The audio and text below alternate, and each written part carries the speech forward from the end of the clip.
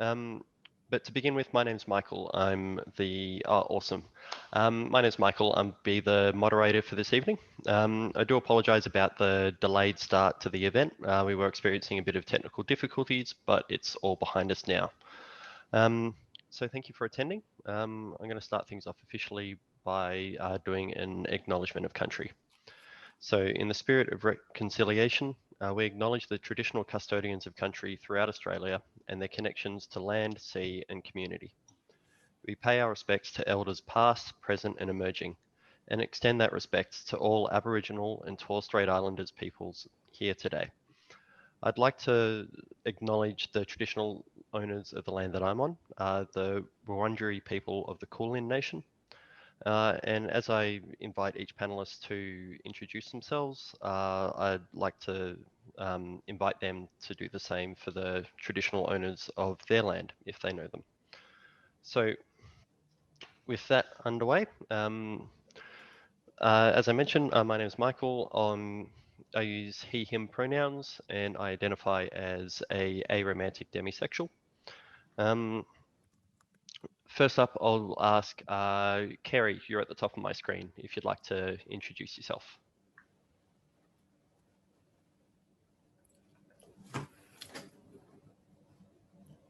Hi, my name is Kerry. First of all, I would like to acknowledge the traditional custodians of the land I'm on, the Camaragal people of the Eora Nation.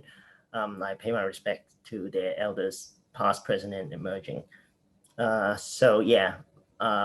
name is Kerry. I'm aromantic and asexual. I'm also autistic and transgender, and later on you'll find out why this is also relevant. Yep, all right, thank you. Max, you're up next. Hello.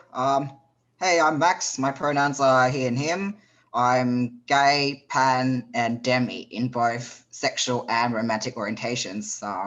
Got the demisexual flag going behind me. I would also like to acknowledge the traditional custodian of the land on which I speak from, the Gadigal people of the Eora Nation, and pay my respects to the elders past, present, and emerging. I'd like to also extend that respect to any Aboriginal and Torres Strait Islander people in our session today. Thank you, Max. Kian, you're up. Hi, I'm Kian. My pronouns are they, them, their. I'm coming to you all from Yorta Yorta Nation over in regional Victoria. I pay my respects to elders past, present and emerging, and would just like to mention that sovereignty was never ceded. I am gender fluid, trans non-binary and multiply disabled, as well as sex averse asexual and romance favorable aromantic. Yeah, awesome, thank you. Keira, if you'd like to introduce yourself. Keira, it's still on mute. Sorry, I knew one of us was going to do that, but I didn't think it was going to be me. Okay, so I'm Keira. I use she, her pronouns, and I'm coming to you from the land of the Mayangol people of the Worimi Nation, which is in Port Stephens, which is just north of Newcastle in New South Wales. I'd like to also acknowledge that this land was never ceded. And I'd also like to say that I stand with the Djab Wurrung people, and I'm very saddened by the events of the past few days. As for myself, I am a biromantic asexual, and I'm in a long distance relationship with my partner who lives in America, and he is also asexual. Okay, thank you. Jerome. Yeah, hi. This is my first time doing this, so I'm really nervous and I might mess up, so I apologize. But I identify as biromantic demisexual. I go by he, him. I don't know what else to say. Is that enough? Yeah, thank you. Sorry. Is that a baby Yoda or Yeah. a? Yep.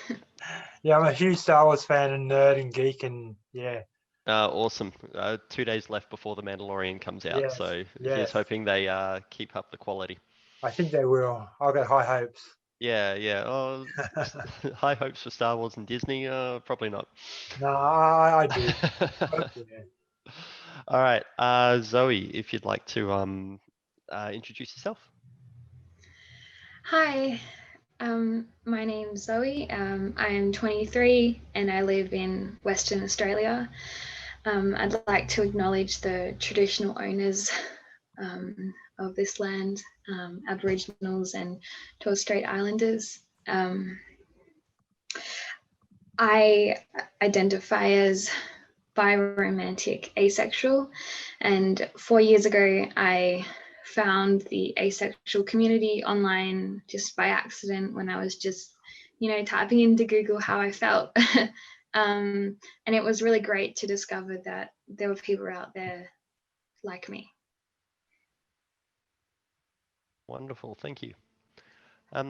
Now, Cass does have her video off. She is our question guru, and she'll be helping us out throughout the event. I will ask her if she would like to introduce herself, but of course I'm not going to enforce that. I can say hi. Hi, I'm Kaz, a minion. I'm a grey romantic ace who's gonna, with weird relationship experience, he'll be taking notes of cool questions you ask to send to Michael once they're done with their other questions. So looking forward to tonight. Okay, awesome, thank you. Now, before we dive into the meat of the evening, for anyone who needs captions, we do have a live transcript function that can be activated by clicking the live on custom live streaming service on the top left corner of your Zoom window, and then view stream on live streaming service, and it opens up in a new browser. So I'm just going to copy that text and put it into the chat. It's already in the chat. Oh, wonderful. Oh, yeah, of course. Awesome. So that's the first blonde moment of the evening. Well done to the moderator. Okay. So first up, we've got a bunch of questions that the panelists have decided to consider and share their experiences and stories. So the first one is a bit of a doozy. How do you define romance? Now, would anyone like to start us off with this?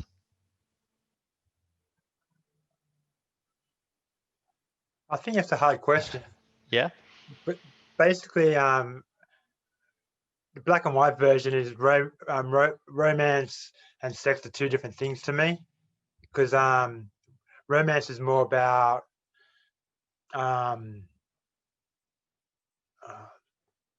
just the connection between two people without anything to do with sex. It's more like, yeah, and it's also a mood as well. I don't know. Sorry.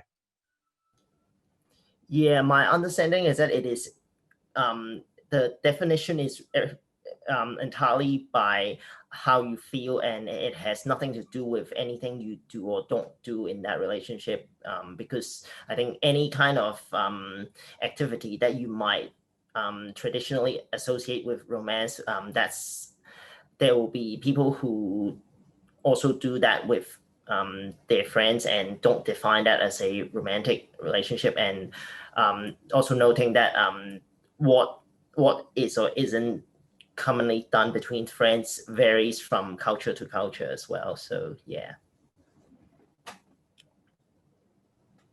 Yeah, that's a.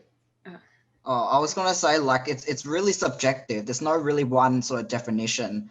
And it's not just about aro and ace people. Just people in general have different ideas of what romance is, and also have different feelings in regards to what could be considered romantic. Like love languages are pretty important to consider. Like people have different ways that they would like to show and receive love. Like some people might like to buy gifts for only a romantic partner, but some people just buy it for like their friends as well. And as Kerry said, like cultural differences are really important to consider as well. Like different expectations of showing love. Like kissing could be considered platonic in some cultures and romantic in others. But I personally define like romantic attraction as like, for me, as the want to have a relationship with a specific individual. But I'm well aware that other people might have a different definition. Yeah, that's a good point, Max. Some people kiss their friends, and I mean, with friends with benefits, some people might even have sex with their friends without even thinking of that as romantic. And then I guess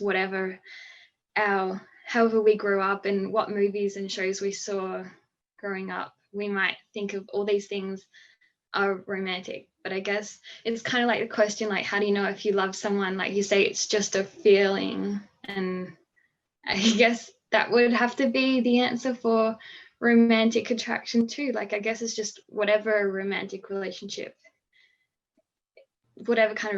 relationship you would want. If you want that kind of thing with a specific person, I guess that's romantic attraction. Yeah, I argue actually like business interests and like capitalism gets involved as well. Like, why is a diamond ring out of all rocks somehow more romantic? It's because it got like sponsored by like the diamond industry and all that stuff. It's just, yeah, a lot of history behind things. True. So for me, romance it's a bit of a chicken and egg sort of scenario, because romance for me is how you feel towards your romantic partner, but a romantic partner is someone that you want to do romance with. So it's kind of like one explains the other, you know, like is it like a mountain being a big hill and a hill being a small mountain, like they are defined by each other. So I suppose that brings us to an interesting point to consider, like what acts would be, and this isn't one of the questions, so I am going off the rails a bit, but what acts would be considered romantic, or does it, does intent matter, or is it more the nature of, the action? I think it's more the intent. There's no action that is inherently or exclusively romantic. People even get married without romance. I mean, traditionally, it wasn't a romantic thing. It was a property law issue. And so, yeah, I think there's just no one action that is inherently romantic. It is absolutely about the intent. Yeah, for me, it's not really about intent, because like intent and impact are two different things. Like for me, it's more the impact, like, well, to an extent, like for me personally, it's like intimacy and special connection in conjunction with wanting to be in a relationship with them. Like the criteria of wanting to be in a relationship has to be met. But if I'm in a relationship, whether or not my partner found something with it romantic does matter to me. Like if I thought something was romantic, but my partner doesn't end up not finding it romantic, then I end up not finding it romantic either. So it's about connection for me. So it actually needs to go both ways. For me, it doesn't necessarily have to go both ways, because like I think I'm romantic in my head more than anything, because I don't really act upon how I feel.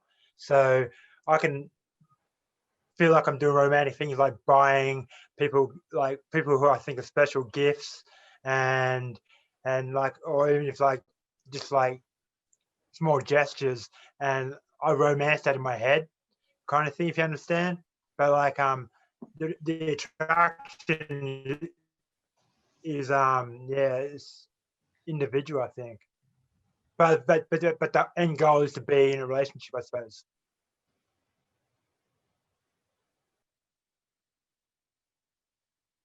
Yeah, for me, it's more like it's already occurring inside the relationship. Outside, it's not really romantic for me. Okay.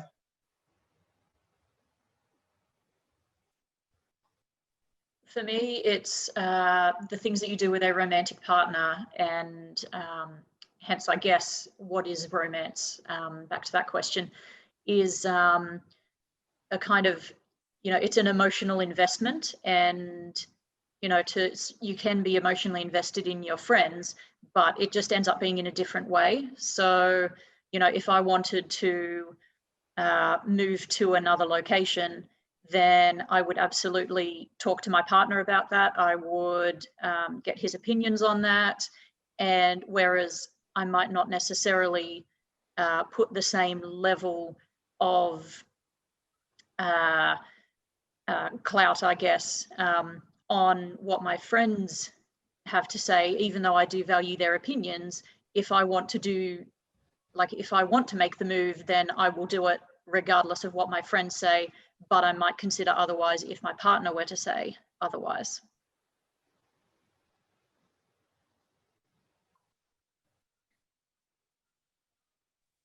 Yeah, awesome. So we have touched a bit on our next question in what makes something romantic. I feel like we're kind of moving on in that way. What's the significance of romantic acts? And again, are they significant?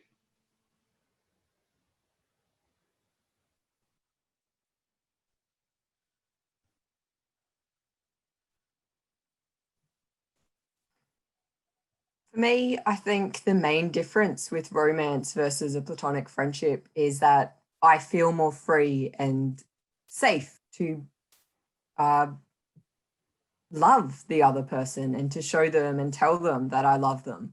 Whereas in a friendship, that can get awkward and their partner might get confused about the situation and jealousy arises. And whereas when I'm in a romantic relationship, there's a permission there to be loving, which I think is what appeals to me with romantic relationships. So there's not that much of a distinction between a romantic friendship, romantic relationship, and a non-romantic relationship for me. Yeah, I think people have different definitions of what friendship is as well. Like for me, it's very close. So I don't have that whole like worrying about what my friends would think if I showed love to them sort of thing. Like it's the whole like I care for them and all that is built into calling them a friend. Yeah, that's a good point, Max. And when people are talking about the difference between romantic relationships and friendships, I think we have to also mention something that I have seen in the LGBT plus community, people talking about platonic relationships of being something like stronger than a friendship, but not romantic, which may have been what you were referring to, Max, is that right? Because your friendships were closer. Are you referring to queer platonic relationships? Yeah, that's probably it. Yeah. No, not really. It's just friendship, like friendship. Yeah, not any like special sort of friend, just friends. Okay. Yeah, I mean there are all sorts of different levels of friendship as well. And I guess someone that even like has a best friend that maybe they just want to do everything with, they could also consider their best friends input into their important life decisions as very important as well, and they might make life decisions around their best friend if their best friend is like that important to them. I mean, I had a best friend in high school, and I probably considered her opinions to be more important than, say, my boyfriend in high school at the time. So it really just depends on, I mean, I think the romantic relationships that Kian, sorry if I pronounced your name wrong, what you were talking about, that sounded really lovely. And obviously that's a really great romantic relationship to have, to truly be able to be yourself. And I guess some other people haven't had that. Yeah. I don't think I've ever had that, really, to be honest. Like, but I wouldn't mind it. I think maybe. Like I never felt in it. If I've ever been in a romantic relationship, I've never felt free to be myself. I feel more free to be myself on my own. Like I feel like constricted. I lose myself in someone. I can lose myself in someone, like be like in a relationship or not really, but I can lose myself in someone and then lose who I am. Like, you know what I mean? Like, yeah, and so like everything. Yeah, I don't know how to explain it. Sorry. Is it like a fear of rejection? No, it's just more like I give everything to the person I'm with. I've only been in 3 relationships. I'm like 48. I'm an old man, and I've been in 3 relationships in my life, and basically all of them like to begin with. I give everything, and then I lose who I am, and yeah. So going back to Zoe's point about how you might have a best friend and want to do everything with them and place more weight on their opinions, where for me personally, the person I consider the closest in my life is actually someone I met a long time ago and I still keep in touch with, but he's most definitely not someone I do everything with. And if anything, I haven't seen that person in person for like 2.5 years now, but that doesn't change the emotional connection that we have, and due to our lifestyle circumstances, that's likely to continue to be the case indefinitely. And I don't consider that a problem, but I still keep in touch with this person, and yeah, that's how it works out for us. Where the lifestyle I have, I don't think anyone around me would really make that much of a difference to whether I will or won't make some life choices. I might ask them for advice for certain things, but that's not the same as changing my mind because it doesn't suit that person. Do you mean that out of everyone you know now, you are the closest to that person now? Emotionally, I would definitely say I feel the strongest connection to that friend I've had for about 10 years now.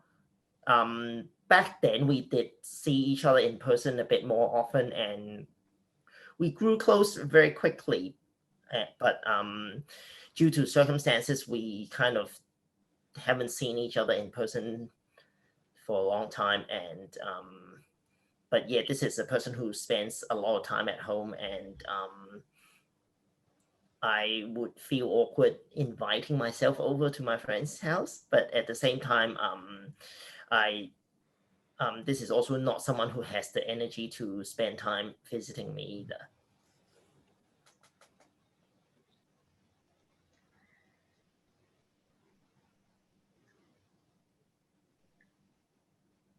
Yeah, awesome.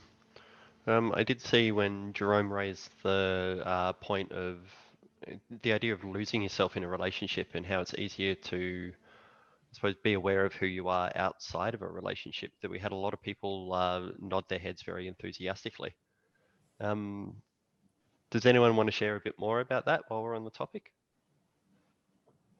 Yeah, personally, actually, so I'm trans, I'm a guy, but I'm assigned female at birth, so I've been through female socialization. So part of that, unfortunately, is that women, there's like a message to women out there that your value is in how much you can please other people. So like I won't how do I say it? Yes, I have been influenced by that in my past relationships. So but being aware of that helps me to kind of ask me like, who am I outside of the relationship? Like, who am I as an individual more? Yeah. I think when you said about females being like having to give so much in a relationship. I was raised by my mother, or my adopted mother, and her grandmother, and never really had a father figure. So I think that plays heavily on my way I see relationships as well. I think I have a very feminine approach, I guess, if I can say that. Yeah, fair enough.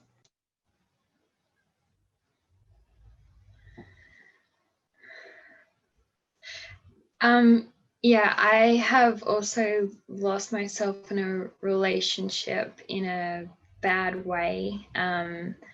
Just in a way that like, I think if you are a toxic person and your partner tries to change you to become a better person, then that is okay, I guess, as long as they have the best intentions for you. But if your partner tries to change things about you that are not toxic, then that is a very bad thing, and that has happened to me, and I sense that had happened to someone else that had spoken. And so losing yourself in a relationship where they just change all the things about you that made you that weren't even toxic, because they just want to make you more like them.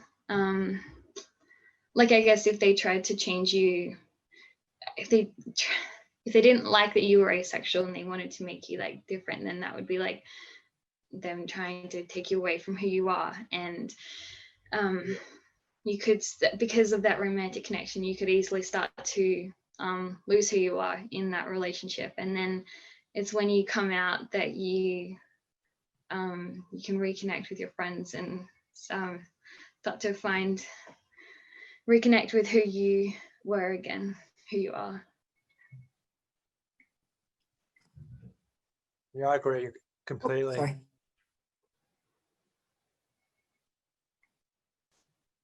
Do you want to go first, Jerome?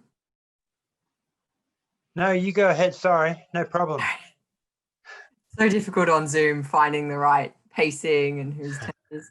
I've certainly lost myself like that, but not actually in romantic relationships. For me, that's always been something I've done in friendships, where I feel like I've sort of got to compensate, because I know that the second they find someone that they have romantic feelings for, I'm going to get dropped. And so it's that, kind of compensating to try and build a strong enough friendship that they're not just going to ditch the moment they find someone they love romantically. Yeah, I think that's legitimate too. Oh, sorry. Oh, I was gonna say, like, but then, like, are they really like that good for you if they're gonna ditch you for someone else anyway? You know what I mean? Oh, definitely not, but I know it's like harder in practice, right? Yeah, I find a lot of the being changed in a relationship tends to happen very gradually, and so it's just chipping away at who you are until suddenly you're not recognizable from the person that you started out as, and you kind of go, well, how did I get here? There was no one major event. And that can happen in friendships as well, if you fall in with the wrong people, and or relationships. I also think maybe this is a bit off topic, but what you were saying is like, as it chips away and you lose that part of yourself, it can bring out like mental health issues as well, because like you start maybe getting depressed or getting anxiety around the person and stuff like that. I've experienced that a lot in one relationship particularly, and it was really bad. But the chipping away is that's exactly how it happens for me. And it can happen with friends as well. Like you're trying to be what your friends want you to be instead of who you really are.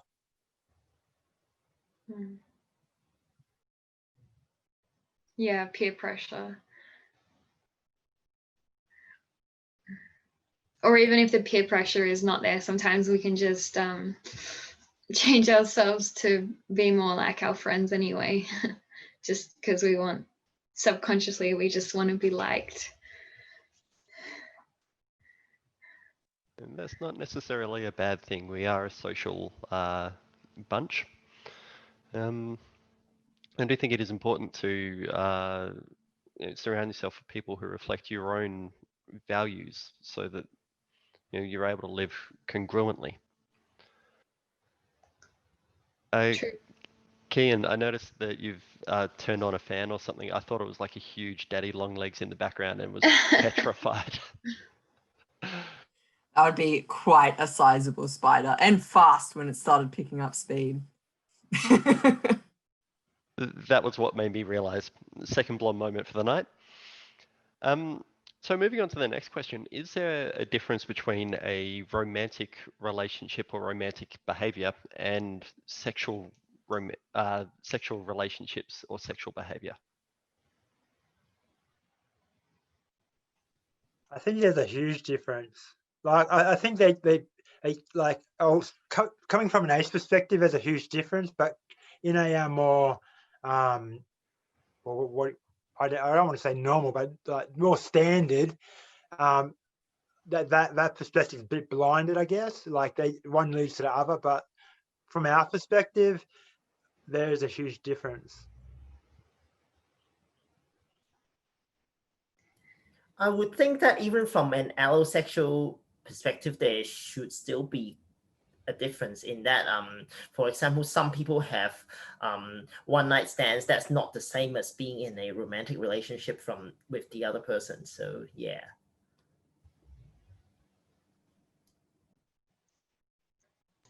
Yeah, there's the split attraction model, which differentiates between different types of attraction, like including romantic and sexual. But also, like, while they're not the same thing, they're different, but they could affect each other. Like, and you can get crossover, like such as like sex being used to show romantic love, and that could be applicable to some aces. And it can also romance and sex can also be fluid. Like, one instant the motivation could be purely sexual and then change to romantic, or back and forth, or both at the same time. Like, they're not mutually exclusive things. I think there's, oh, sorry. No, you go. I think there's a lot more general understanding of the difference between romance and sex than there is of the difference between sex and romance, if that sort of makes sense, where a sexual relationship is understood that it can exist without the romance, but very rarely people really understand that a romantic relationship can exist without the sex. And so yeah, I think there's a very different understanding, societal understanding about that. Yeah, that's true. And that really sucks. Because yeah, some people can even be friends with benefits for a long time without wanting it to turn romantic. And people are more understanding of that than a romantic relationship without sexual activity included. Yeah.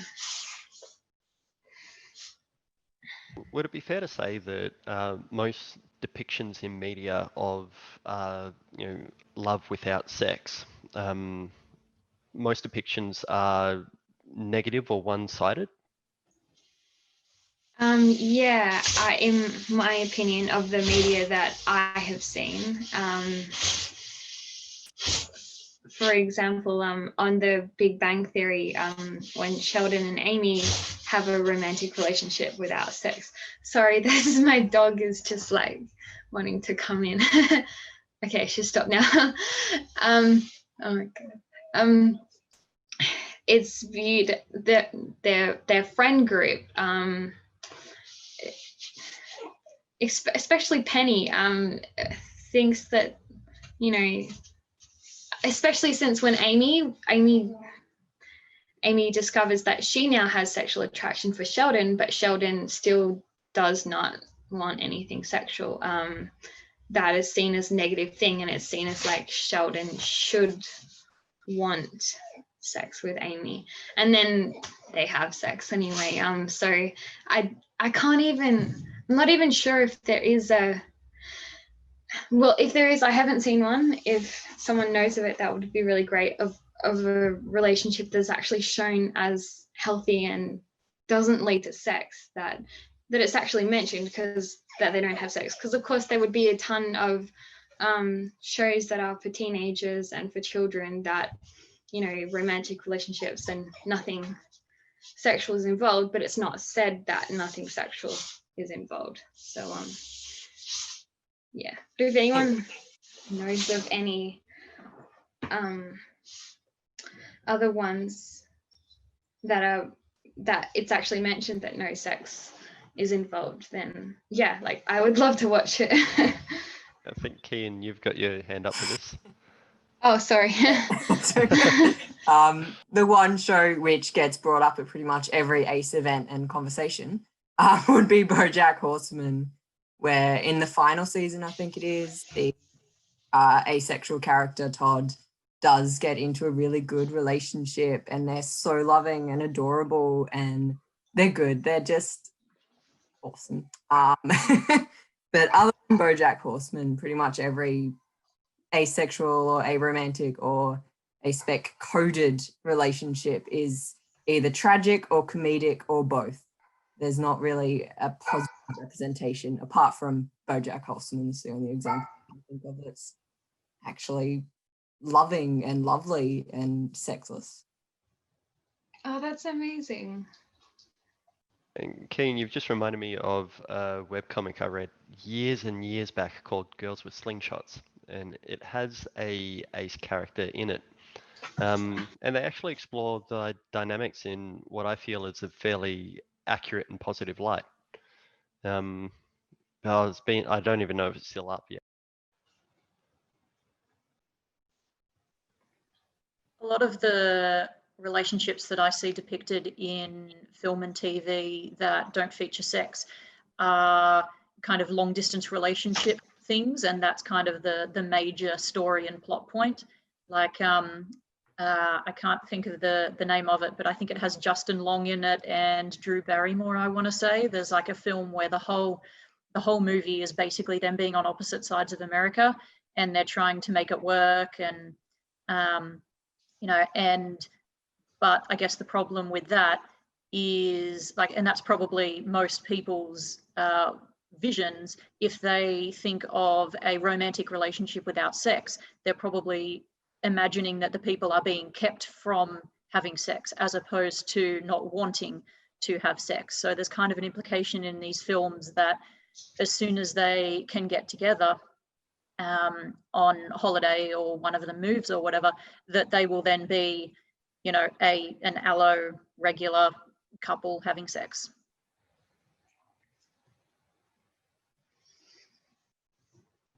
Yeah, but speaking of choice, I think people don't really think hard enough when they think that relationships without sex don't happen. Like, I mean, if you're gonna talk like really conservative, there's like, you know, not having sex before marriage, you know, that happens a lot.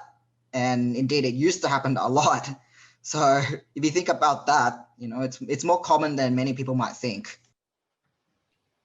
But that kind of the sex without marriage, no sex before marriage is there's a goal to that. The goal is to get married and have sex. You know what I mean? So like, sex is there. That's how I see it personally. Like, it's still about sex. Like, okay, I'm restraining. Like, I'm not gonna have sex until I'm married. Like, I could be with someone, but I'm doing the Christian thing by keeping myself pure until I have a wedding band on my finger so I can have sex. So it's like a marriage is like the card saying, hey, you can have sex now. So yeah. So then the bigger question would be relationships without the goal of sex. Yeah. Yeah. As an aside, I think it's interesting that, you know, the majority of the relationships that we have are sexless ones, even people from different orientations. And the majority of the time in our sexual relationships, if we do have them, the majority of the time is spent not having sex. And yet it's such a huge topic of conversation.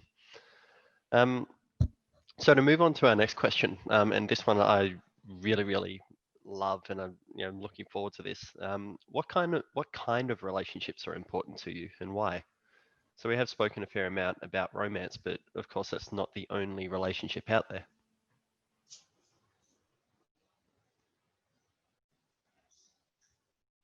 Sorry, what was the question? What kind of what kind of relationships are important to you, and why?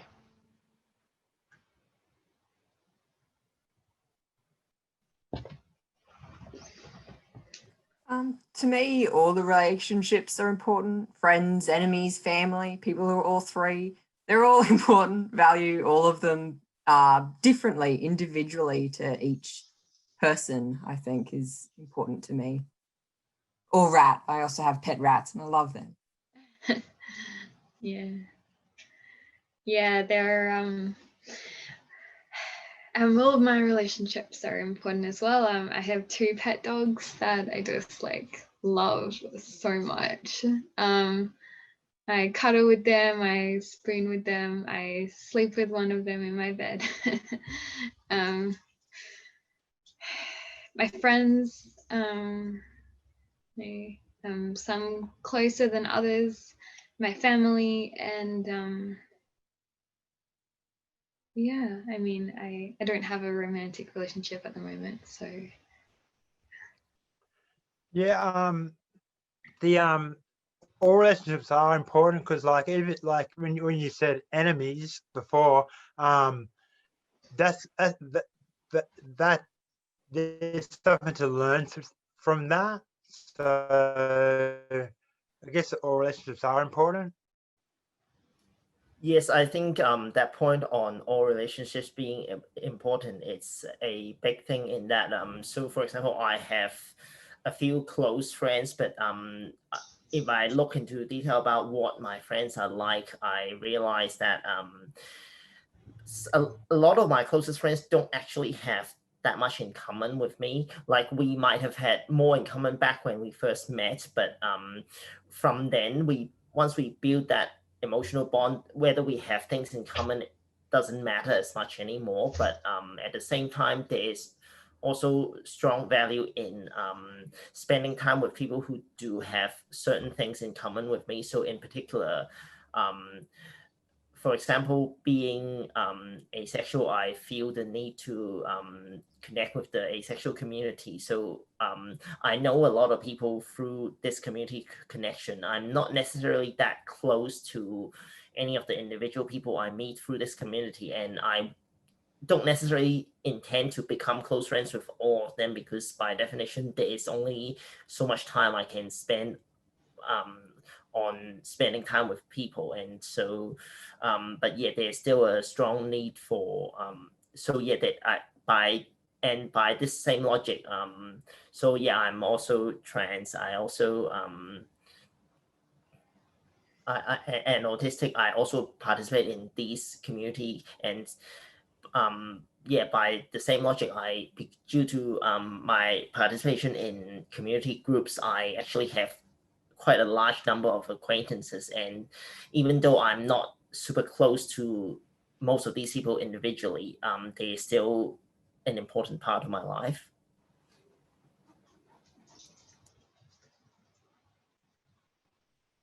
Yeah, I was going to mention the importance of community relationships. Like, that's why we're doing this event tonight. And, it's why Ace Week is a thing, because a bunch of aces got together and said, hey, we should have a whole week of this. This would be awesome. So yeah, just checking in with each other within the community, because we know what each other is feeling and a lot of what each other is going through. It's important that we keep those relationships going, because we got to look after each other. Yeah, yeah, I echo the community relationship like sort of sentiment. But I think like the most important, well, in my life, I've learned the most important relationship for me is with myself. Like if I don't like myself, if I don't care for myself, I can't care for other people as well. Like my capacity would be reduced. And no matter what relationships I would be in, if I'm not happy with myself, I just wouldn't be happy. So that's what I've learned through some hard lessons. And all my female socialized life of trying to fit in and like trying to be something I'm not, to try and please other people. Yeah, that's never worked. Like, if people dislike me for my authentic self, there's always people who do like me. So it's like, there's gonna be people who like and dislike you no matter what. So you might as well be yourself. But otherwise, friendships are the most important to me. They're like chosen family members, especially given that my family is not that close to me. Yeah, and I find my close friendships tend to last a long time. Yeah, romantic relationships,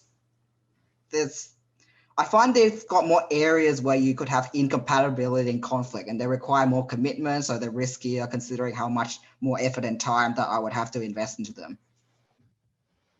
I think that you hit the nail on the head that the most important relationship you can ever have is with yourself, and sometimes it takes a long time to realize that.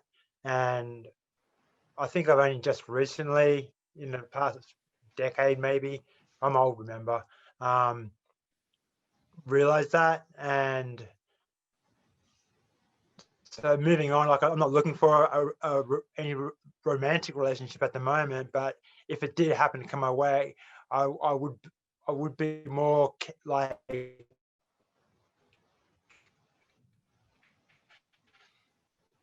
I might true to myself now, and I can maintain that as well as before. I'd lose myself, like I was saying before.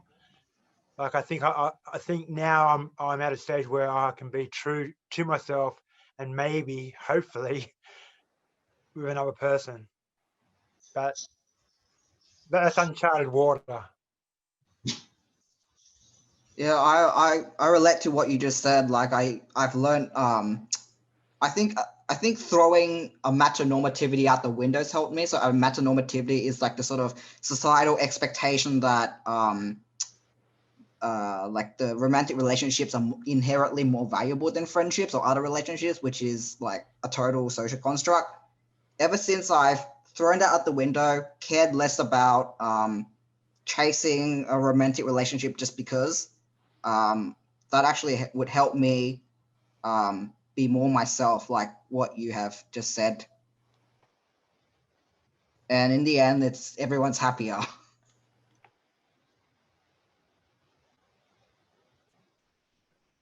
Yeah, I like it, the importance of being honest with yourself, because people are going to like you or dislike you either way, so you've got to live with yourself anyway.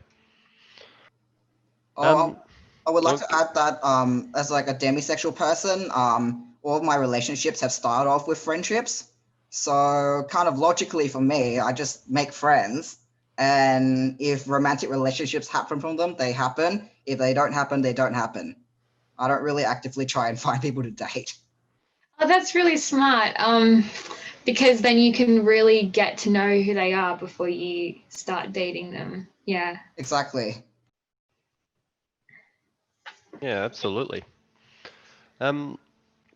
So we do have a question on the Q&A down the bottom. We will get to that in a moment, but I just wanted to remind our attendees, if they do have a question they'd like to put to the panel, send it through to Cass in chat, but Q&A is fine as well.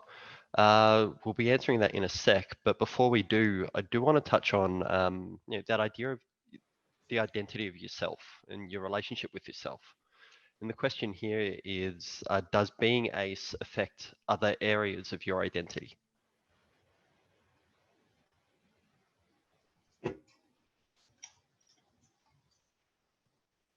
Yes and no.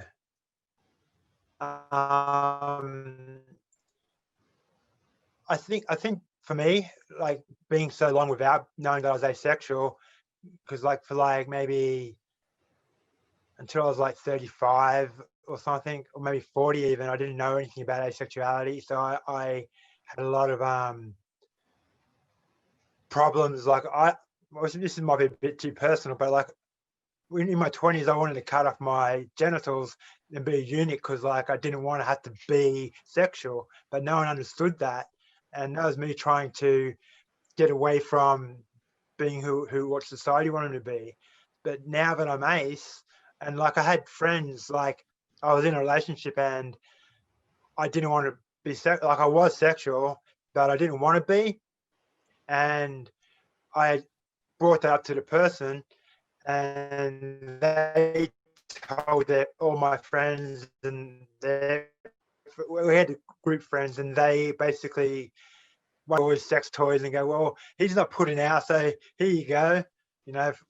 Yeah, so that was really embarrassing and hard to deal with. But after finding out about asexuality and coming to terms with my asexuality, like it took a long time too, like accepting myself as an ace, like thinking, am I really ace? Am I?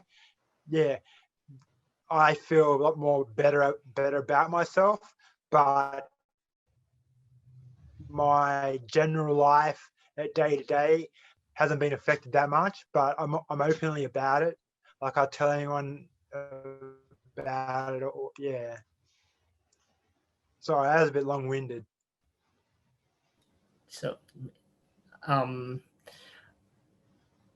yeah, I'm also transgender, and while it's not that being ace made a difference to that, I would like to point out that one of the funny things about being ace and trans is that pre-transition I had quite a lot of suitors, and that has always been a major nuisance in my life. These were people that I would have liked to be friends with and got along with quite well, but their sexual interest in me had been a problem, and I had to stop talking to them because they wouldn't give up, and then I started my medical transition, and that problem pretty much solved itself as once I started transitioning, they were no longer interested in me. And the issue of transgender people having difficulty finding partners totally is a thing, but in my case, no longer being attractive has totally worked in my favor. But on a different level, there are also specific issues with that.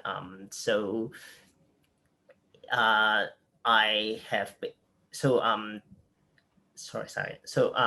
as part of the medical transition process, I needed to see a psychiatrist to get approval to start taking hormones. And one of the questions that the psychiatrist asked me was whether I had any sexual fantasies. And while in that context, it is actually a legitimate question, what wasn't so good was that when I said I didn't have any sexual fantasies, he suggested that I should watch some pornography, which I think is inappropriate for him to suggest as a professional. But that's quite a long time ago now, and I did eventually get that approval.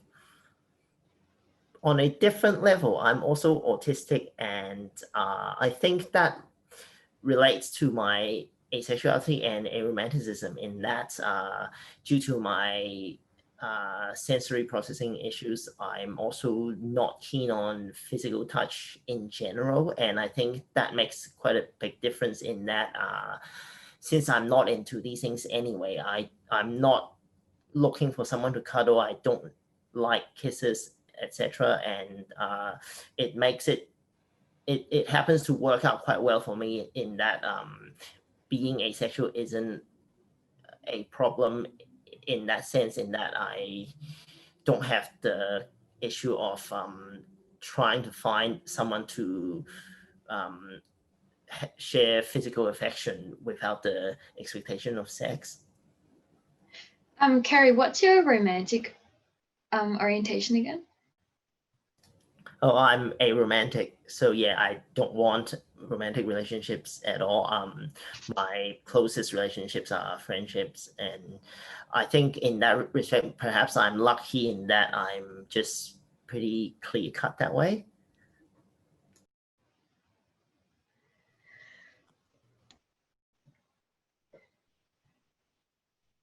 So for me, I actually got myself a little ace ring there. Oh, that's so cool.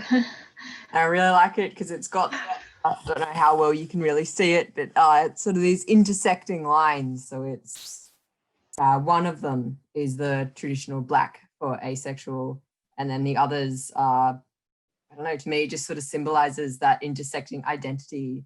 And yeah, like for me, I'm physically disabled. And when my pain and fatigue and all of that was starting to get to a point where sex wasn't feasible anyway, it was such a relief. And I was thrilled at the idea that I wouldn't have to have sex again, which was a big indication for me that it was time to just actually accept that I was asexual instead of keep trying to fix that in myself, and just actually accept that. And maybe if I was glad to be in that much pain and that fatigued because it meant I had an excuse not to have sex, then maybe I just didn't have to have sex. Yeah. To your ring, I got a ring too, just recently, but inside it I got it's not as cool as yours. If I can see it. On it, where was the camera? Oh no, it says.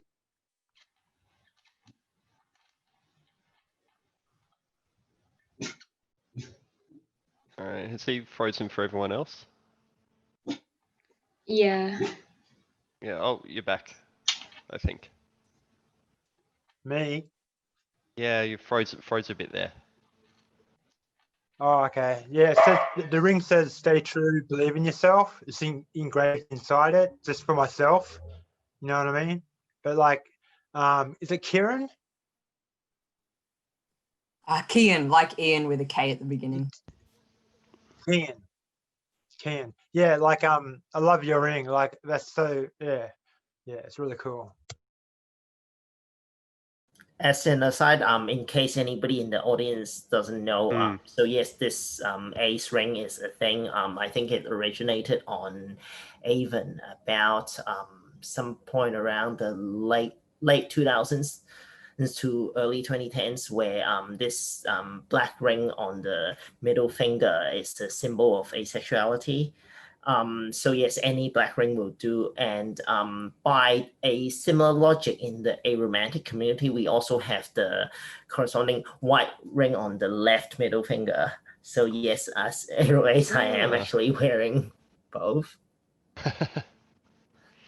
So funnily enough, I do have a silver white ring for a completely different reason, but it would fit nicely on that middle finger. So, I just wanted to add on to what Kerry was saying before, that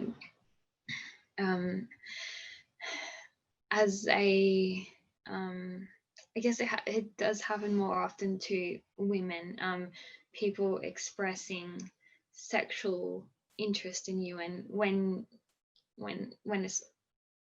it's not reciprocated, if they keep trying, or it's, I mean, there are some people that would call that sexual harassment, and it's not really a compliment at all. And yeah, so just wanted to say that. And to add on to what Kian said, yeah, when I did have sex a few times, that was painful for me and awful. And the moment when I decided like to, respect myself and stand up for myself and stop doing that, was a really great moment for me. And actually that was before I learned about asexuality. So they didn't have anything to do with each other. It's just that, I had decided that I'm not having sex anymore. And then I knew that I still wanted a romantic relationship without sex. So, and I just kept, obviously I think that took like about a year, but yeah, me just Googling, then I found out about there are romantic relationships without sex. And that was really great to discover. And I think I saw someone in the chat saying that there is silicone Ace rings, yeah, that's really cool. I love silicone. I have like so many things that are silicone and they sound really comfy. I don't have one, but that is a great idea. Right. After I'm I gonna move it along because I would love to speak about rings and jewelry all night. But we do have a couple more questions to get through, and I am conscious of the time. So this is one that we had pre-planned, and I'm going to add on something from from our attendees. So the pre-planned question is, what advice would you give someone who's considering or navigating a relationship with an ace or an asexual person? That's the original question. And the add-on to that would be, when would you tell someone that you identify as ace?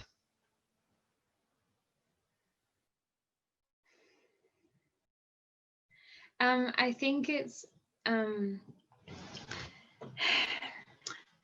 important to tell them as soon as possible, but to make sure that you are safe. So if you get the vibe that they would harass you for being ace or invalidate you for being ace, then it's probably best to not tell that person, and obviously to stay away from them and not continue dating them. But apart from that, I think what's probably more important than telling them that you're ace is telling them that you don't want anything sexual, if that's the case, or if there is like a specific sexual thing that you do want to do, but you don't want to do any other sexual things. I think that is pretty important to say as soon as you're comfortable, because if someone is going to not want to be with you because of that, then it's best to not be emotionally invested first, because it's just going to make it harder. And advice for someone who is dating an ace or considering dating an ace would just be the same advice for dating anyone, regardless of whether they're ace or not, because there are so many different people on the asexual spectrum. And I mean, the most important thing about being ace or in a relationship is that you're more likely to, I guess, not want to do sexual things. But that's important for all relationships, regardless of sexual orientation, is to just make sure that you don't pressure or try to guilt or coerce the other person into doing something sexual that they don't want to do. That is the most important thing. And that you don't try to negotiate sexual things either, because negotiation is really important in a relationship, but negotiation shouldn't be for sexual things. It can be for everything else, but not sexual things, because if you really care about someone, you shouldn't want them to do something sexual that they're uncomfortable with. I guess there is a little bit of room for if someone is just like genuinely open to trying something, but apart from that, really, yeah, if someone doesn't want to do something, or they're like on the fence, you shouldn't want them to do that sexual thing with you. And you know, there are other ways to deal with your sexual arousal, or like there's masturbating, or there's what's quite more common nowadays is polyamorous relationships, or maybe the person that doesn't want anything sexual will be okay with you having sex with someone else. But yeah, or if you really can't agree, then it's probably best to break up. But if you do stay together, then you're making that choice, and it's just really important to make sure that you're not trying to get the other person to do anything sexual that they don't want to do, because if they do, it can just lead to awful things down the track. They can experience physical, emotional pain during the sexual activity, and that can actually lead to like permanent physical, I guess, pain, or pain in their genitals, like long term. It can lead to trauma when they can have flashbacks about these things that they didn't even realize that. They might actually think that they're okay with compromising at the time, but then years later, they just realize how much they wished that they could have stood up for themselves, but they just wanted to please their partner so much that they just didn't stand up for themselves. And yeah, so if you really care about someone, you really shouldn't try to get them to do sexual things that they don't want to do.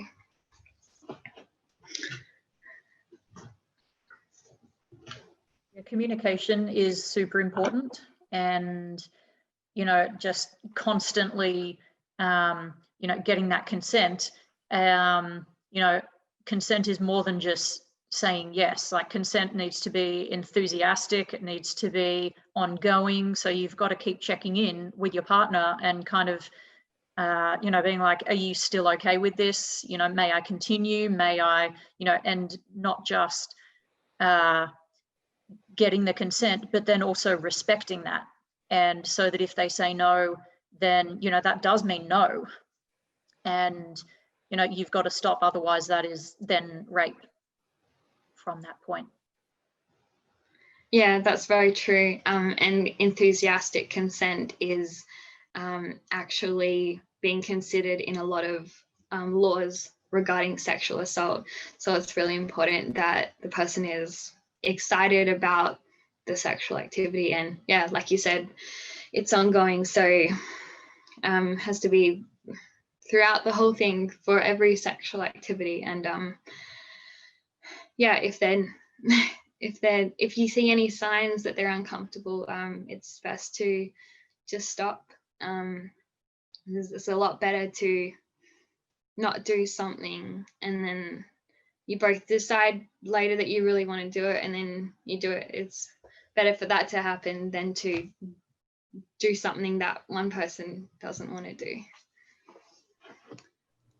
Yeah, I want to chime in as a demisexual person, but like, don't assume aces do or don't want sex. Like, don't assume it either way. Just ask them what they would like to do or what they're okay with doing.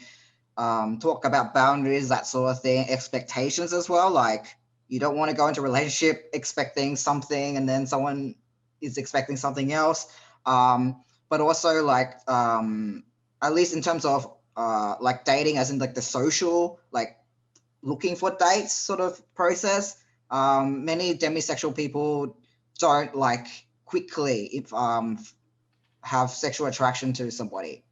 And in that sense, then they might actually need some time to get to know you. That would be something you would need to respect if you want to get with a demisexual person. Yeah, basically, yeah.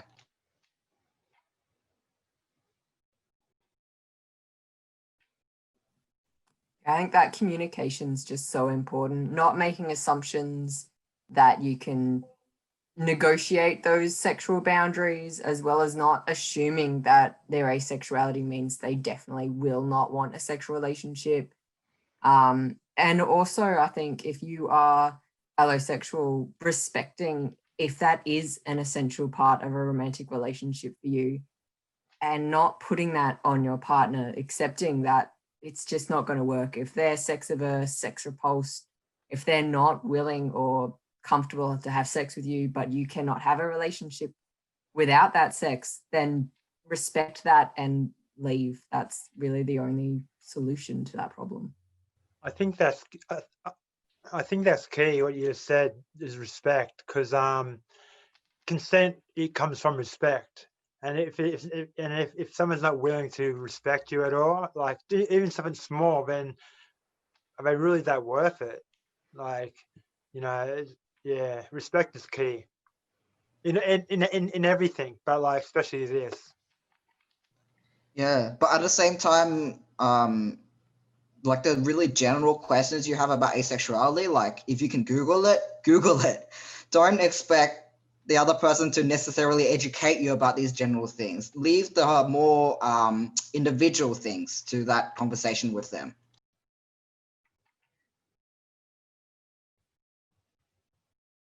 You really need to be an ally before you can really approach it. That's my opinion.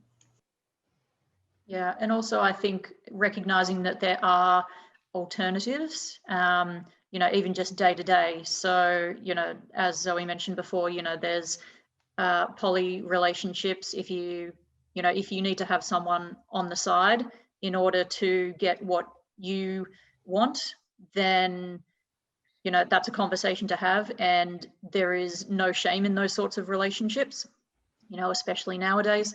And there's also no shame in, say, using toys. Like, even if you are literally sleeping beside that person, then, you know, there's been plenty of times when, you know, with me and my partner, we've kind of gone, I'm feeling like this. And the partner has gone, oh, well, I'm not, I'm a bit tired. And so you just go, okay, I can deal with it. I'll just, you know, I'll deal with it myself, so to speak. And, you know, and there's nothing wrong with that in any relationship. That's wonderful, Keira. Yeah, that is exactly how relationships should be. That sounds like a very respectful relationship, and I wish that all relationships were like that. I wish that all people were had the basic minimum decency to have respect for the other person. I did just want to make a note on the topic of, I suppose, consent and negotiating boundaries. It is one of the general topics we've got. But there was a point raised in last night's session on trauma about the difference between bending to meet someone's expectations or desires and breaking to meet them. And I forget like the specifics, but I feel like that's fairly intuitive and a good way to navigate that kind of thing. You know, what are your guys' takes on it? Personally, I think that bending isn't a, like, this is personally, I don't want to bend at all. Like I don't feel like if I'm bending, I'm on a path which goes downhill. But I can see how, like, in other relationships, other circumstances, like, sure, like bending to someone else's will is okay if you're okay with it. But personally, I don't want to do that anymore because, like, it's a dark path for me personally. Also, I feel it's very obvious when someone is in an uncomfortable situation. So, you know, if someone is clearly uncomfortable, then that is a sign that they are breaking as opposed to bending. Yeah, whereas, you know, even if there's some tentativeness there, that isn't necessarily a sign that someone will not do something, but it is a pretty good indication that, you know, they're certainly in a questionable situation, and that would require more tact in your navigation of that situation. Maybe no, you go.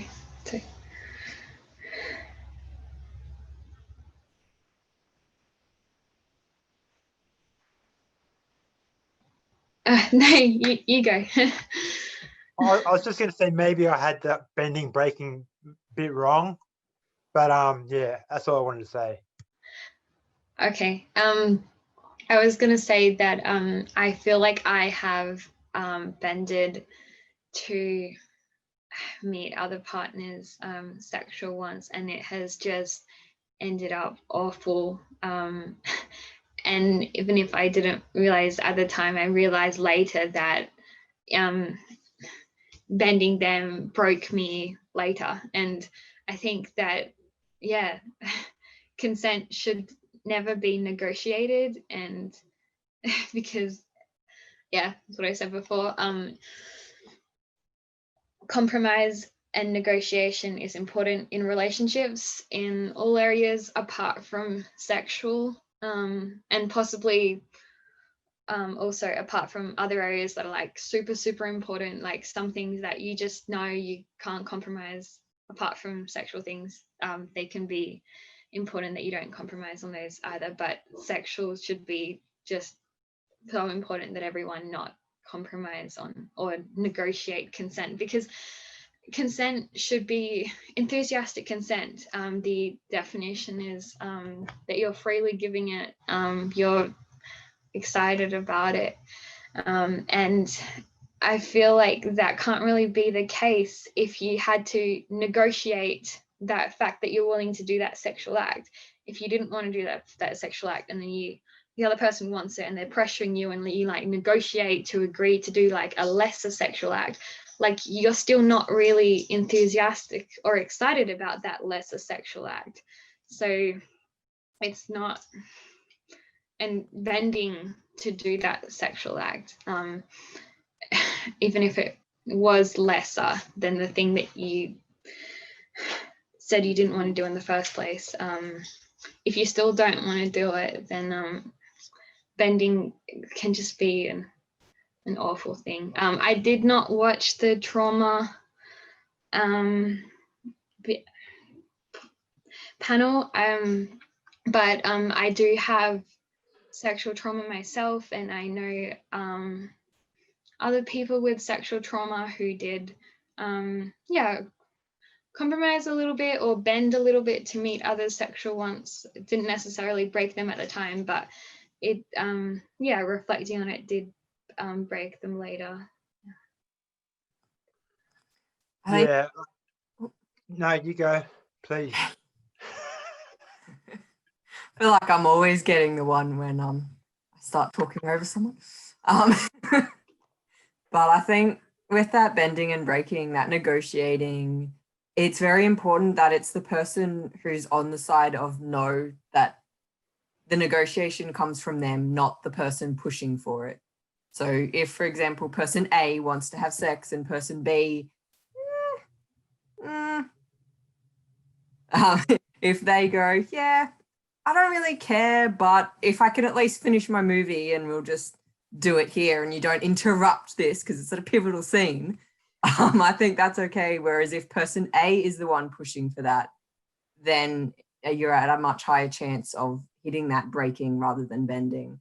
I think it's very important for the person to bend rather than the person to force the other person to bend. I think what everyone said is correct, but I think it's Zoe. I'm really bad with names, but the bending, like, because relationships are my relationships are long term. Relationships are long term.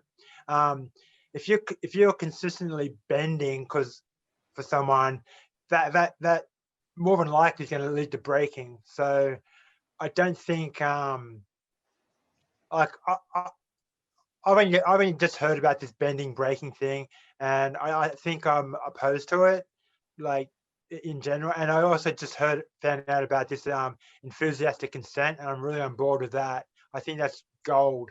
Like that consent should be enthusiastic. There should be someone like, yeah, I want to do this, but not like if there's any ums or buts, then don't do it because you don't want to. You don't.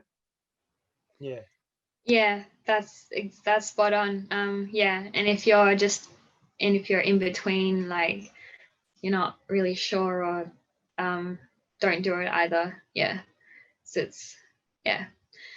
it's much better to not do the sexual act and then want to do it later, rather than to do something that you realize you didn't want to do. That is just awful. And yeah, it does lead to bending and sexual trauma.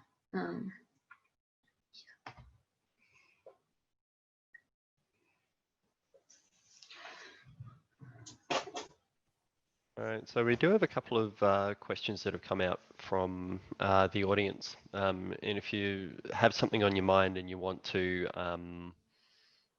send that in the Q&A section, now's your chance. But before we get to the questions, Max, you mentioned that you wanted to speak about the intersectionality between being ace and a person of color. Is that still something you're happy to share? Yeah, so it was about the question about how does asexual affect other parts of your identity, such as being queer or like a person of color. Like I'm both queer and a person of color. But in terms of being a person of color, so I'm Asian, and we Asians don't really talk about sex. In my opinion, unfortunately. So me, as well as many other Asians, didn't know about asexuality until like way later than our white peers. I personally thought that my experience, my demisexual experience, was like normal until I learned that apparently it's not. And but unfortunately, I've heard that there are other Asians who wonder that they've got something wrong with them until they've finally found that asexuality explained everything. But also it goes the other way around as well. Like being ace can affect one's cultural experience as well. Like Asians traditionally place a lot of value in the continuation of the family name and have children.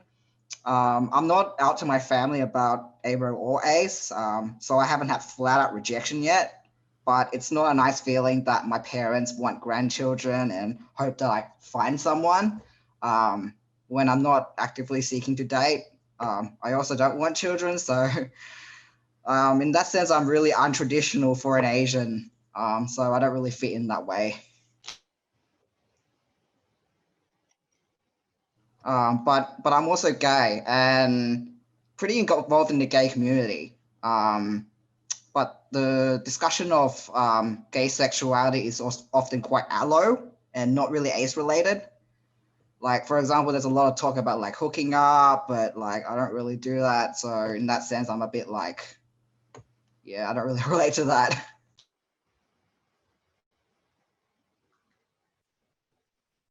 Yeah, cheers. Can I just add to that point about Asian cultures? So even within Asian cultures, there's, I think, quite a lot of differences where, so for example, so I think Max comes from a Chinese family, but as do I, but I come from a Hong Kong Chinese family where we're not really traditional by any standard, but in modern Hong Kong society, I find that we have this weird mix of kind of both in some ways, the worst of both worlds of colonial influences and Chinese traditions, where on one hand, people are very conservative about sexuality, but on the other hand, amatonormativity has most definitely taken roots in modern Hong Kong culture, where this emphasis on romantic relationships is a huge thing, and outright referring to somebody as a loser for not being in a relationship or married is a thing. But to some extent, as well as still being a virgin into adulthood, which kind of contrasts with the traditional values of remaining a virgin until marriage. But yeah, it is actually somehow possible that yes, as a society we basically have this weird worst of both worlds, but also in the as a person of color in coming out to family, that's a thing that's particularly tricky in that in the Cantonese language, the formal terms for sexual orientations literally do refer to love. So this conflation of love and sex is very much a thing. And there are ways to say a romantic and different other romantic orientations in Chinese, but I think it is a direct translation from the English. And I know how to say it. I think it would sound very awkward in a question. Sorry, in a sentence. Someone in the comments said something about being a mixed race and a person of color. Like I was adopted, but my mother was white English and my father was black Haitian. But I grew up in I was adopted when I was 2 years old, and I come from England to Australia when I was 2. I was adopted when I was 6 months, sorry. And I grew up in a white society completely, and I don't know anything about my culture, like my other half, the black half of me. So I feel really I don't know what the word is, I feel like a fraud. I used to feel like a fraud being ace. I used to feel like a fraud for different reasons, but I still feel like a fraud about being black, because I'm not full black, but my whole identity has been white, and that's how I see myself, which is really weird because I look in the mirror and I'm not white. Okay, that's all I wanted to say, just from the comment. Yeah.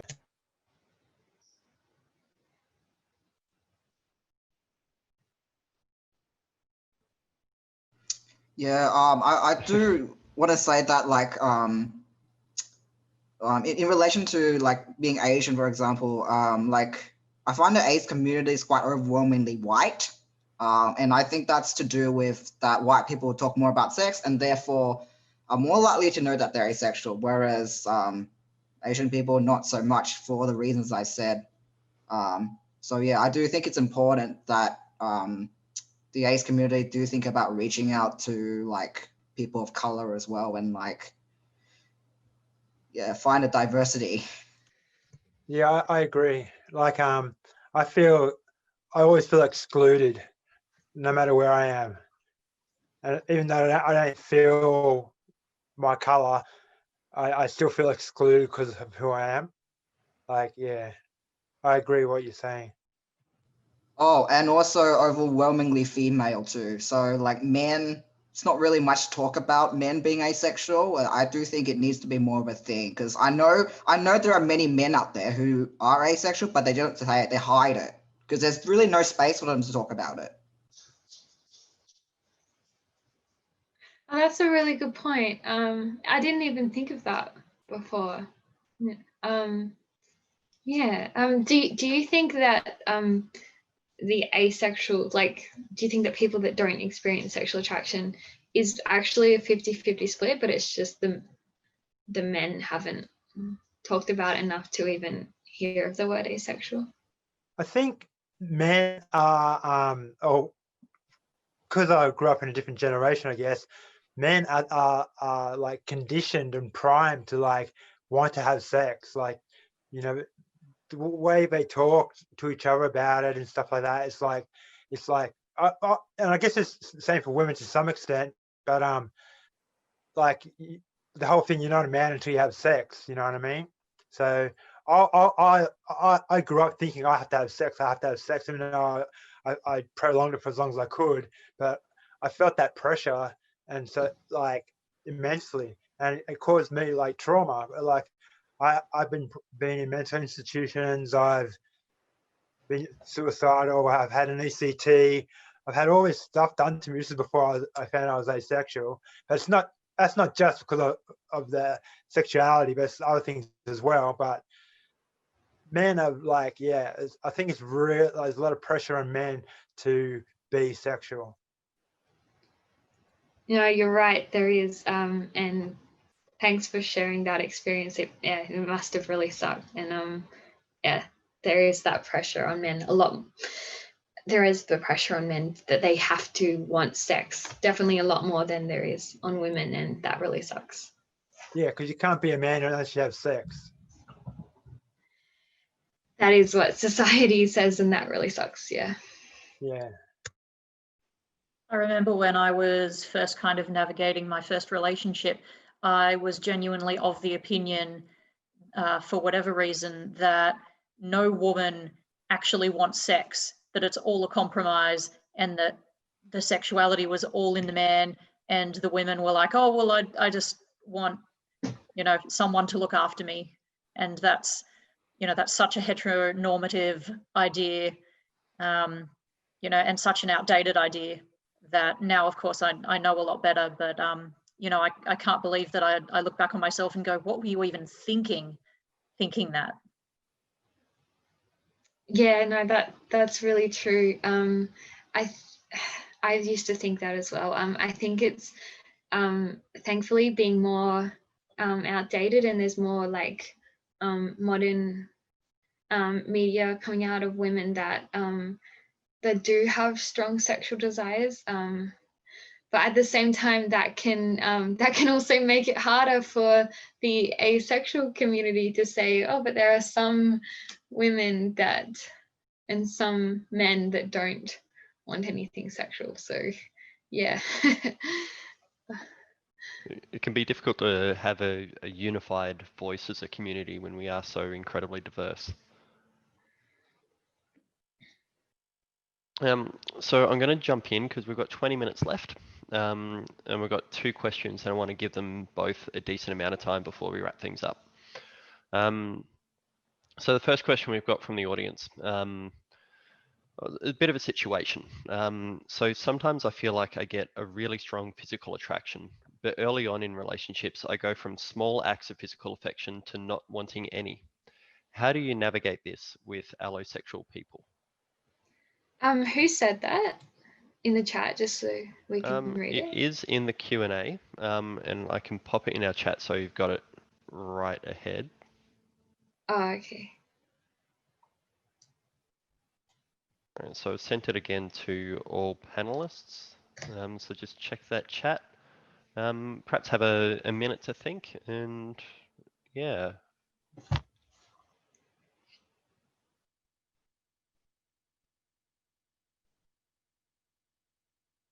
And I've got the second one ready afterwards.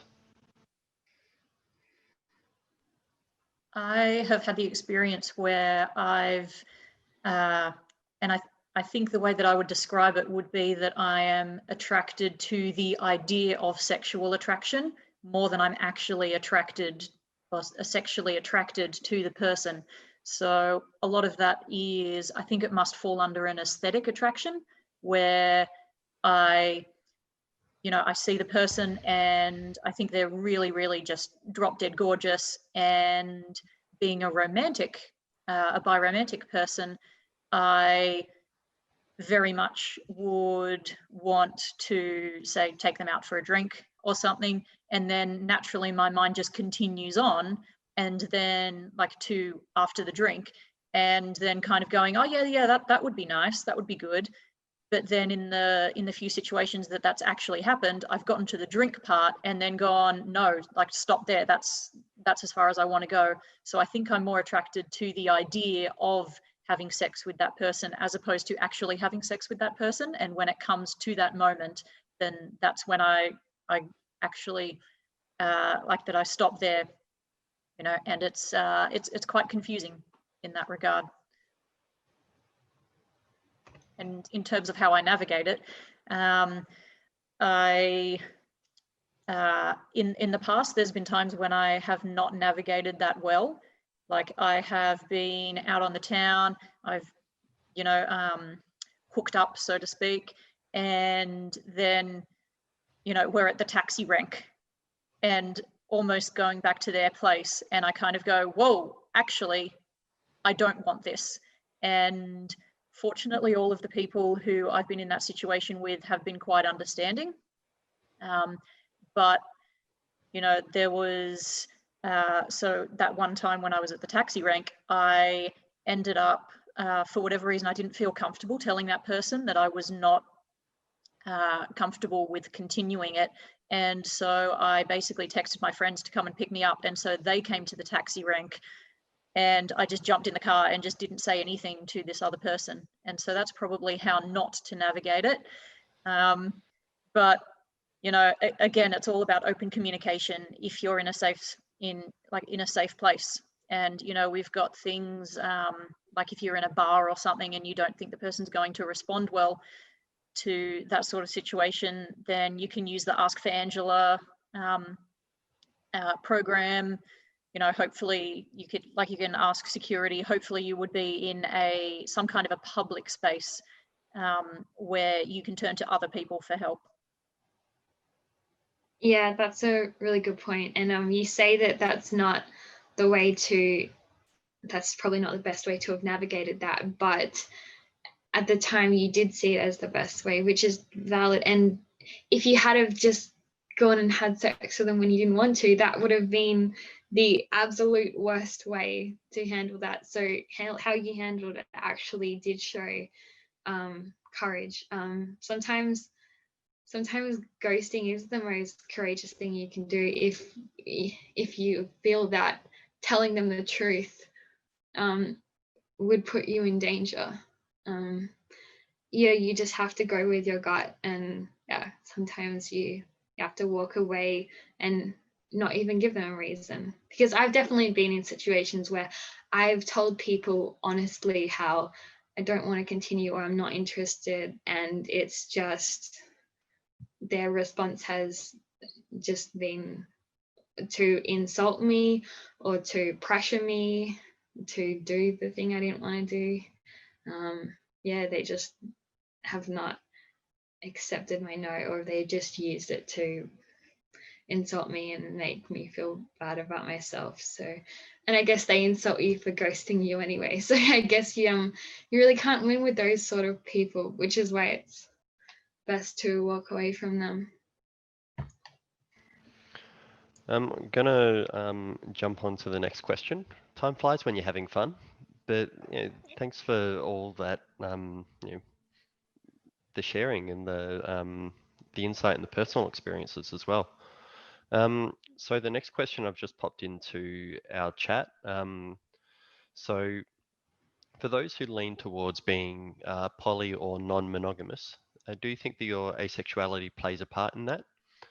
And wondering also how well an open relationship can help,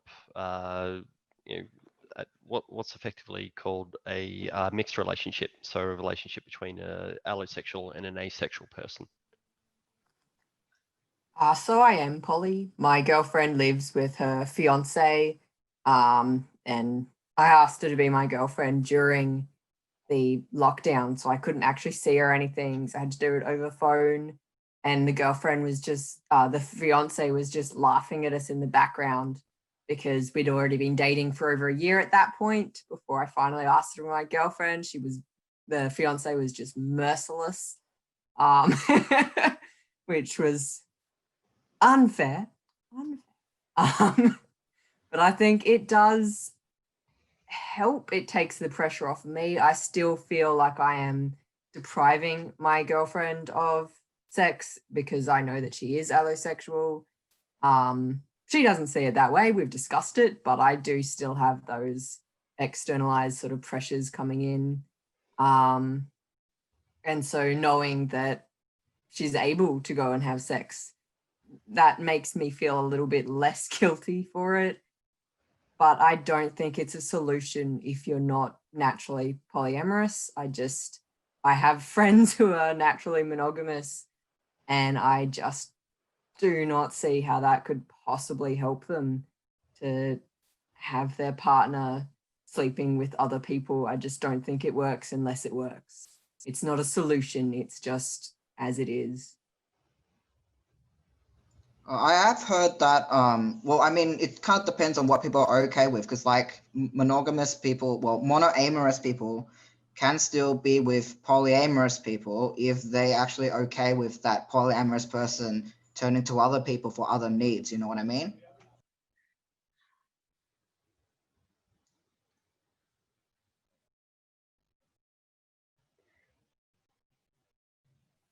So would you care to, would you mind repeating that? Me? Oh, okay. I was saying that it could still work if monoamorous people, or the monoamorous person would be okay with the polyamorous person turning to other people to fulfill their other needs. So it's sort of like, it kind of depends on the individual. So obviously communication is very valuable in this instance.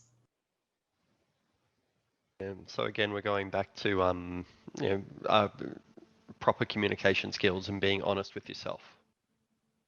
Yeah, and I think trying an open relationship or a polyamorous relationship so that the other person can have sex with other people. I think that is a lot better than trying to do sexual things that you are uncomfortable with. Yeah. Even if the polyamorous or open relationship doesn't, if you find out that that doesn't float your boat, it's a much less risky route to take that because it's not going to end up with like sexual trauma, and it doesn't go against like enthusiastic sexual consent or anything.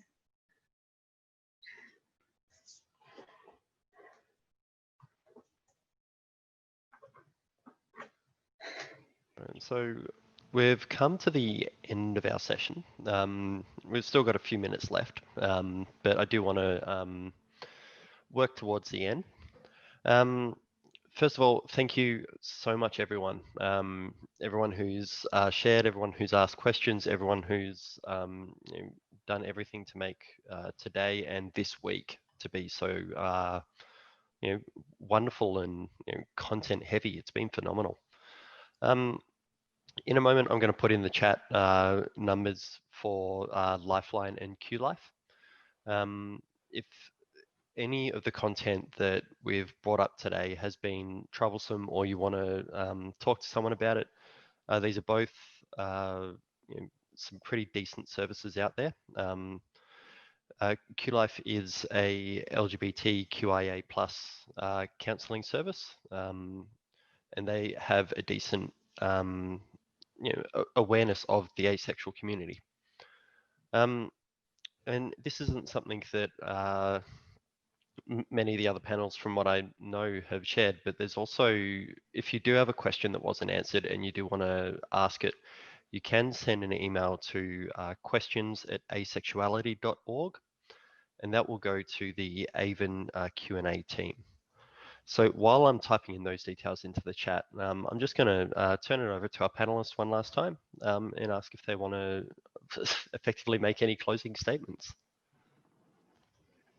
I'd just like to say, like, this is new to me, this whole experience, and I was really nervous coming in, like ultra nervous, but you guys have made me feel so comfortable and valid. Like, I can't believe how this is, and I want to thank everyone, like people watching, people participating, everyone.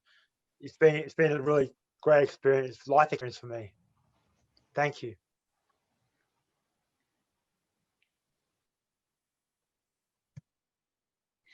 Before I forget, I saw a comment about dating when you're not in a relationship, and so I just wanted to because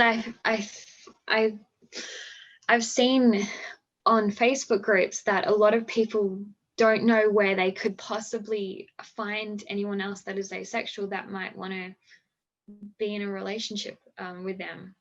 So I wanted to mention a couple of sites that can be good for that.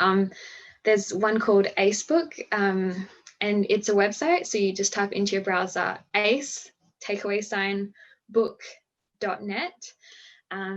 That's a website. You can just make a profile, connect with others, and there's a mainstream dating website called OkCupid that actually has a section for asexuals that you can check, and then you can say match me with people of the same orientation. And then there's an app that is supposed to be just for asexuals called Ace App. There are some, I have heard of other people talking about some, obviously there are some scammers, and there are people that join these asexual groups when they are actually looking for someone to have sex with them, and they're not actually asexual. So obviously you have to be aware of those things, you know, and just because you're using these sites, it doesn't mean that that everything is like all safe. But yeah, those are some places to start, and just on Facebook, type in your area, your state, asexual, ace, those sorts of things to search for groups, and then you can just write a post introducing yourself, look at other people's posts, and yeah, hopefully you'll find some people to connect with. Yeah, it's been really great talking to everyone. The Ace app I just recently started using, and yeah, there's a lot of scammers on there, but you can find some really cool people to talk to, like just chat with, and yeah, but from all over the world, it's great. I love it. I met my partner through our local ACE group, so you know, it does happen.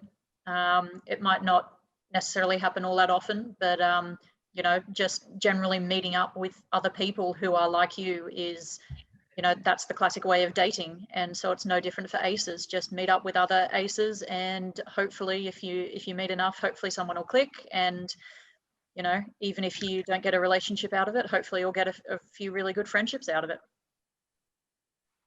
So yeah, there's so much more that we can talk about, and Gemma's just posted a link to our Discord in the chat. I hope you continue the conversation with us over there. There's also the Australian Asexuals page, which has links to all the different local ace groups if you're not already part of your one. So yeah. On the topic of relationships, we could go on about how there are different implications for the lifestyles of those of us who have non-traditional relationship styles or prefer to remain single. There's also the point that as tonight's panel would suggest, this sharing of highly personal details is not necessarily restricted to being close to people.